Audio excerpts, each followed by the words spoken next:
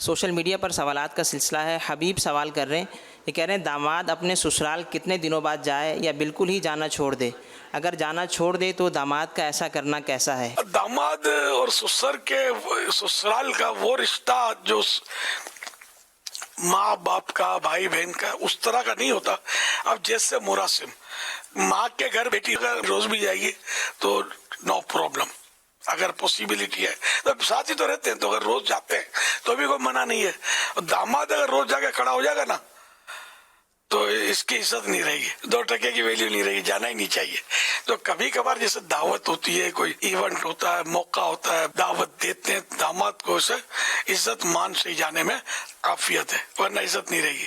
میں اپنا کبھی کبھی واقعہ سناتا ہوں، لیکن اب تو میرے جو بھی تھے وہ سب وفات پا چکے ہیں. اب میں خود آپ کے سامنے میری عمر ہے. میرے سسر صاحب تو میرے نکاح سے پہلے ہی ان کی وفات ہو چکی تھی، میں نے دیکھا ہی نہیں ہے.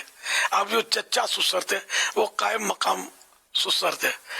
ان کی دکان ایک جگہ اب بھی شاید ہوگی، اب تو برسوں سے وہاں گزر نہیں ہوتا. ان کی دکان تھی، وہاں سے میرا گزر ہوتا تھا. اچھا، تو میرا جب گزر ہوتا تھا نا تو میں جیسے اچھا خاصا اس سیدھے میں چل رہا ہوتا، پھر جب دکان ان کی آتی نا تھوڑا پرے ہٹ گئے، دور ہٹ گئے، پھر میں روڈ سے گزر جاتا تھا. یا کبھی ضرورت میں جاتا تھا ان کے یہاں، کبھی ضرورت جاتا تھا تو جو مان ملتا تھا، آؤ آئیے تشریف رکھے، وہ چائے لو بوتل لو. میں بھی سمجھتا تھا کہ میں نے کہا اگر کل آؤں گا نا تو پانی کا بھی نہیں پوچھیں گے. ایک نفسیاتی اثر ہوتا ہے نا کہ روز اگر داماد آئے تو کوئی بھی بھاؤ نہیں پوچھے گا. تو اس لیے اپنی عزت اپنے آپ کو سنبھالنی.